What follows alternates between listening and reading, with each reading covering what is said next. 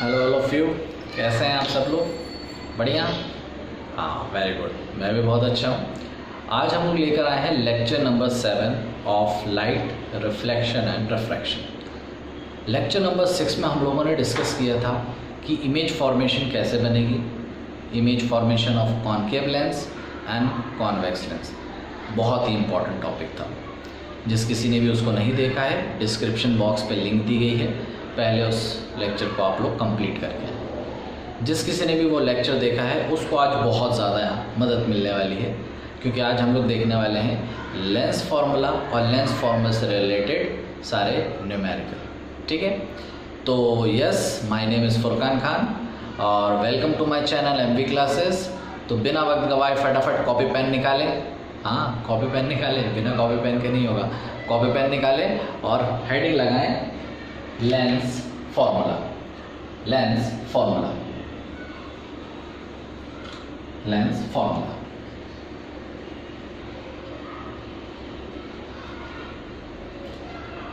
Lens फार्मूले का भी एक कंप्लीट डेरिवेशन है, लेकिन आप लोगों को क्लास 10th लेवल पे वो नहीं पूछा जाएगा, इसीलिए सिर्फ फॉर्मूला आपको बताया जा रहा है। 1/f equals to 1/v minus 1/u। Sir ये कुछ लेंस मिरर फार्मूले जैसा लग रहा है, बस वहाँ पे प्लस था। एग्जैक्टली, बिल्कुल सही। ये कुछ मिरर फार्मूले जैसा ही है, बस यहाँ पे माइनस है। ठीक है, वो माइनस क्यों आता है उसका डेरिवेशन है कंप्लीट। सर f यहाँ पे फोकल लेंथ है क्या? बिल्कुल सही, f यहाँ पे फोकल लेंथ ही है। सर u यहाँ पे डिस्टेंस ऑफ ऑब्जेक्ट है क्या? हाँ बिल्कुल सही, डिस्टेंस ऑफ ऑब्जेक्ट ही है। और v यहाँ पे डिस्टेंस ऑफ इमेज है क्या? अरे क्या बात है, आप लोग तो समझदार होंगे। इसे डिस्टेंस ऑफ इमेज ही कहते थे। क्यों? क्योंकि हम लोगों ने प्रीवियस लेक्चर देखे हुए, तो प्रीवियस लेक्चर में यही सारी चीज़ें बताई गई थी। सो एज यहाँ भी वही है, u v f as it is, focal length f, distance of object u and distance of image v। ठीक है, यहाँ भी वही है। यहाँ भी रेडियस ऑफ कर्वेचर का रिलेशन वही है कि focus is half of radius of curvature. Focus is half of radius of curvature. वहाँ भी यही था, यहाँ भी यही। यहाँ पे आपको एक बात और डिस्कस करनी पड़ेगी, दैट इज मैग्निफिकेशन।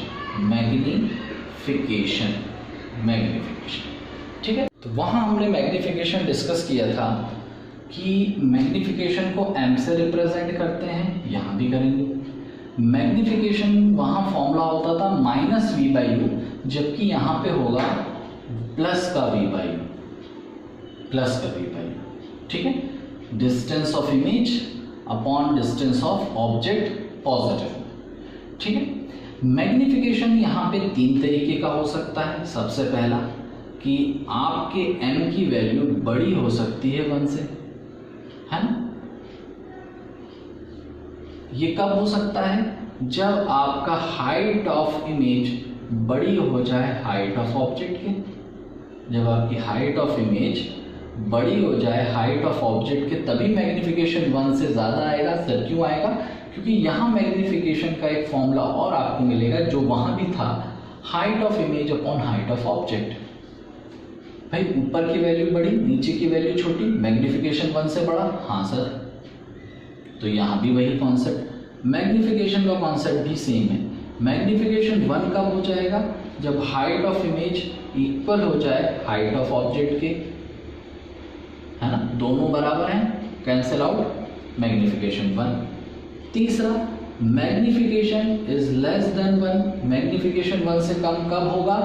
जब हमारी हाइट ऑफ इमेज छोटी हो जाए हाइट ऑफ ऑब्जेक्ट के। ऊपर की वैल्यू छोटी, नीचे की वैल्यू बड़ी, आपका आंसर 1 से कम आएगा।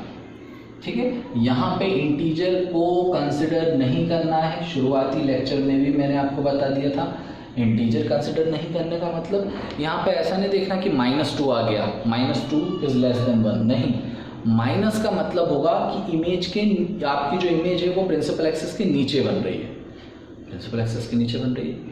साइन कन्वेंशन वो भी अभी बताया जाएगा। ठीक है, आपकी मैग्निफिकेशन 1 का मतलब इमेज बड़ी बन रही है, इसको हम लोग बोलते हैं इनलार्ज इमेज, या इसका एक और नाम है बढ़िया सा मैग्नीफाइड इमेज। जहाँ मैग्निफिकेशन 1 से बड़ी आए आप कहिएगा मैग्नीफाइड इमेज बनी, जहाँ मैग्निफिकेशन 1 आ जाए वहाँ आप कहें कि इक्वल इमेज बनी, जितना बड़ा ऑब्जेक्ट उतनी बड़ी इमेज बनी। अगर मैग्निफिकेशन 1 से छोटी आ जाए तो इसका मतलब है आपकी इमेज स्मॉल बनी है ऑब्जेक्ट से, या इसका एक और बढ़िया सा नाम है डिमिनिस्ड। ठीक है, तो ये रहा सारी बातें मैग्निफिकेशन के रिगार्डिंग। यही सेम बात मैंने रिपीट करी थी मिरर में। तो जिसने मिरर में पढ़ लिया है उसको यहाँ पढ़ने की ज़रूरत नहीं, आप स्किप करके आगे जा सकते हो, और जिसने मिरर में नहीं पढ़ा था वो यहाँ पे पढ़ ले और मिरर में भी देख ले, वहाँ भी इंपॉर्टेंट बातें बताई गई थी। ठीक है, तो pause the video to note it down, pause कर लें नोट करने के लिए। ओके, ठीक है, अब हम लोग डिस्कस करते हैं न्यूमेरिकल। उससे पहले थोड़ा साइन कन्वेंशन के ऊपर बात हो जाए। ठीक, साइन कन्वेंशन ऑलरेडी आप लोगों को पता है, हमको नहीं पता सर क्योंकि हम लोगों ने लेक्चर नहीं देखा था। कोई बात नहीं, साइन कन्वेंशन हम फिर से पढ़ लेंगे, लेकिन जिसने नहीं देखा है वो प्रीवियस लेक्चर देखेंगे तो उनको फायदा होगा। साइन कन्वेंशन में आपको बस 2 ही चीज़ें पढ़नी है, एक्स एक्सिस वाई एक्सिस। हाँ सर ये तो हमने देखा है, ये तो मैथ में कोऑर्डिनेट ज्योमेट्री में पढ़ा था हमने क्लास 9th में। क्लास 9th की बात मत करिए सर, बर्बाद होगी। कोई बात नहीं, 10th में अच्छा करेंगे हम। तो एक्स एक्सिस पे हम क्या रिप्रेजेंट कर सकते हैं, तो एक्स एक्सिस पे हम रिप्रेजेंट करते हैं डिस्टेंस। जिसने मेरा लेक्चर देखा हुआ है मिरर का, फटाफट आगे बढ़ जाए, डोंट वेस्ट योर टाइम, आगे बढ़ जाए। मैं फिर से साइन कन्वेंशन में वही बताने वाला हूँ जो मिरर में बताया था। जिसने नहीं पढ़ा है वो देखे। डिस्टेंस हम एक्स एक्सिस पे रिप्रेजेंट करेंगे। यहाँ पे रोल प्ले होगा ऑप्टिकल सेंटर का। अगर ऑप्टिकल सेंटर के राइट में ऑब्जेक्ट है तो आप पॉजिटिव लीजिए, लेफ्ट में ऑब्जेक्ट है तो नेगेटिव लीजिए। इसी तरीके से वाई एक्सिस पे हम क्या रिप्रेजेंट करेंगे, वाई एक्सिस पे रिप्रेजेंट करेंगे हाइट। तो अगर हाइट प्रिंसिपल एक्सिस के ऊपर है पॉजिटिव लीजिएगा, प्रिंसिपल एक्सिस के नीचे है नेगेटिव लीजिएगा। कार्टेशियन कोऑर्डिनेट में ऐसे ही तो होता है, right side x plus, left side x minus, ऊपर x प्लस नीचे x माइनस, वही हमें ध्यान रखना है। यही है साइन कन्वेंशन। ठीक है सर, ये तो बहुत आसान था। चलिए अब न्यूमेरिकल करते हैं, तो नोट करिए numerical.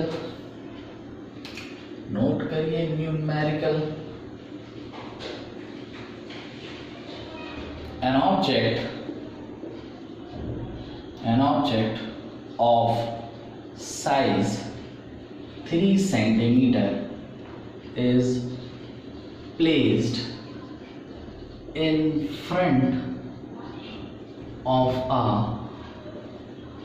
convex lens of focal length 15 centimeter at a distance of 10 centimeter. Find position,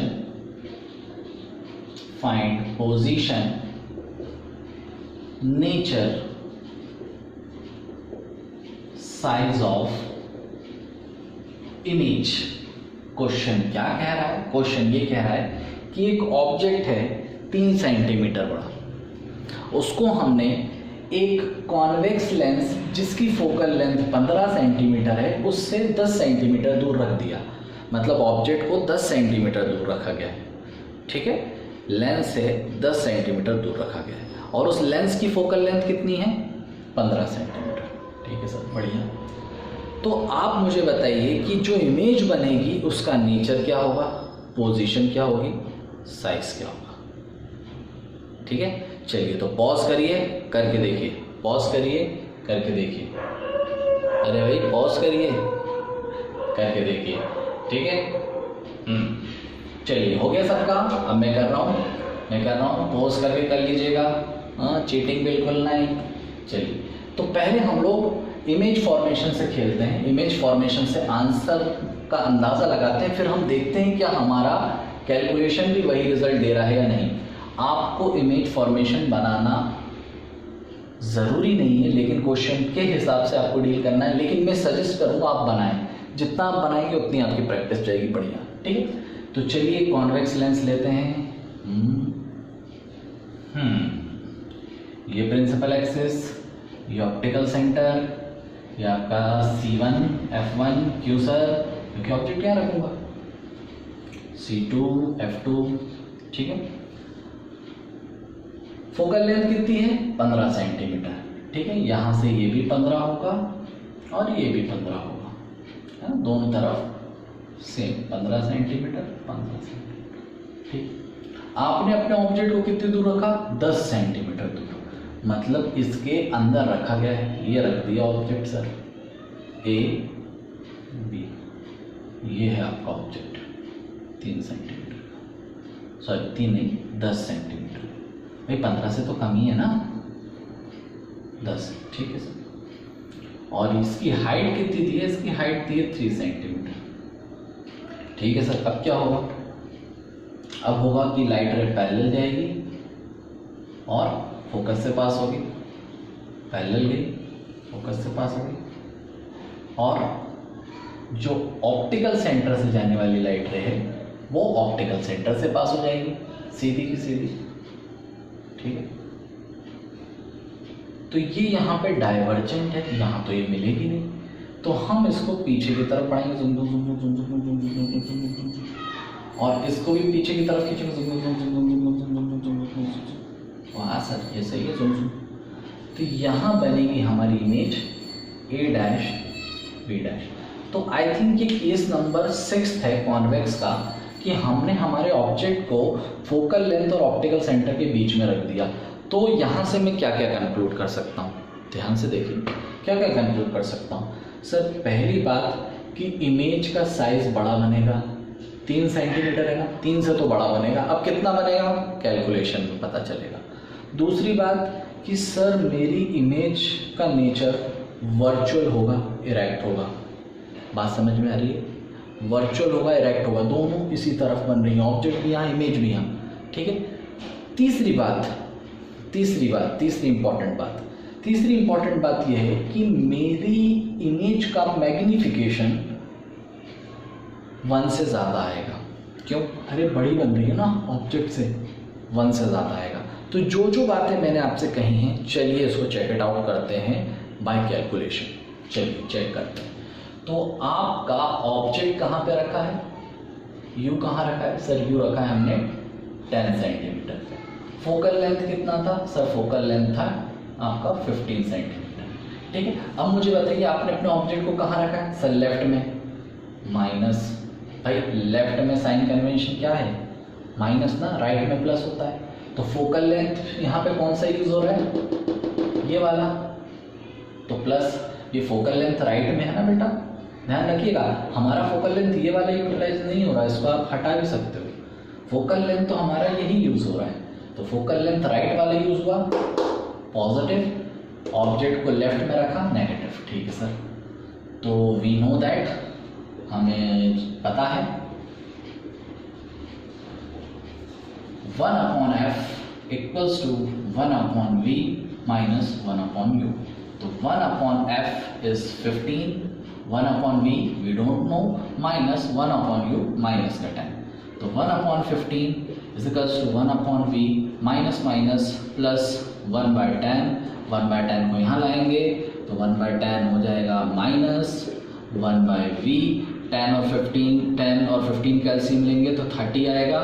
15 2s are 30, 2 1s are 2, 10 3s are 30, 3 1s are 3 equals to 1/v। Your answer is minus का 1/30, सही है ना, minus का 1/30 equals to 1/v। तो अगर मैं यहाँ पे दोनों को पलट दूँ तो v की वैल्यू आ गई माइनस का 30। जहाँ ऑब्जेक्ट वही इमेज, माइनस में ऑब्जेक्ट, माइनस में इमेज। ओ वाह, जहाँ ऑब्जेक्ट वहीं इमेज, वर्चुअल। इतना ही बोलना काफ़ी है कि वर्चुअल है, जहाँ ऑब्जेक्ट वहीं इमेज, वर्चुअल वर्चुअल वर्चुअल। ठीक है, एक बात तो सही हो गई, भविष्यवाणी कामयाब हो रही है। ठीक है, ये तो पता चल गया सर। मैग्निफिकेशन निकालते हैं। Magnification is V by you, और मैग्निफिकेशन 1 से ज़्यादा आएगा, लिख लीजिए। कहाँ पे लिखें सर? जहाँ चाहो। V की वैल्यू -30, U की वैल्यू -10, माइनस से माइनस खत्म, 0 से 0 खत्म, 3। मैग्निफिकेशन आया 3। अब ये दो बातें बता रहा है। प्लस में आया, इसका मतलब ऊपर, भाई y की वैल्यू प्लस में ऊपर होती थी, तो प्लस में आया ऊपर, ऊपर का मतलब इरेक्ट बन रही है। और 3 आई 1 से ज़्यादा, मतलब मैग्नीफाइड बन रही है।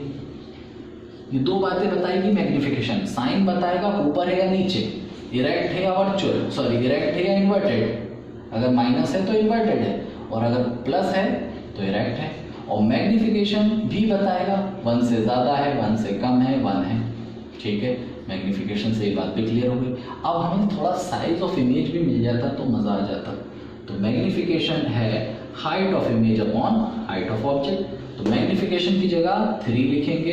हाइट ऑफ इमेज हमें नहीं पता सर, हाइट ऑफ ऑब्जेक्ट हमारे पास है, लेकिन हाइट ऑफ ऑब्जेक्ट आपको दिया हुआ है 3 सेंटीमीटर। अब मुझे ये बताइए, ऑब्जेक्ट को आपने ऊपर ही रखा है ना, तो ये प्लस में ही होगा। भाई ऑब्जेक्ट को कौन उल्टा रखता है? तो हाइट ऑफ ऑब्जेक्ट इज 3, तो यहाँ आपको देखने को मिलेगा 3 3 ज़ा 9। तो हाइट ऑफ इमेज भी देखिए प्लस में आ रही है, ऊपर आ रही है। तो यहाँ कंक्लूजन लिखेंगे कि इमेज इज फॉर्म्ड। इमेज कहाँ पे बन रही है? Image is formed at 30 centimetre, मतलब यहाँ से इसकी डिस्टेंस कितनी होगी? 30 centimetre on the same side of object, on the same side of object के पास। ठीक है, magnification of 3, height of image, height दिख रहा है आप लोगों को? हाँ दिख रहा है। हाइट ऑफ इमेज कितनी? हाइट ऑफ इमेज 9 सेंटीमीटर, वही सेंटीमीटर। और नेचर क्या है? नेचर क्या है? Virtual and erect. ठीक है, तो ये कंक्लूजन लाइन आप लिखेंगे। ठीक है, आई होप कि आप लोगों को समझ में आया हो। तो देखिए कितना इंपॉर्टेंट है इमेज फॉर्मेशन आना।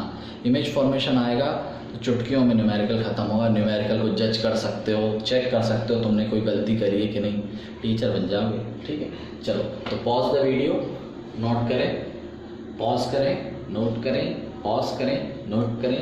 ओके, तो लेक्चर खत्म होने से पहले एक न्यूमेरिकल मैं आपको दे रहा हूँ। मैं कुछ नहीं कर रहा हूँ, जैसे मैंने मिरर में आपके साथ धोखा किया था।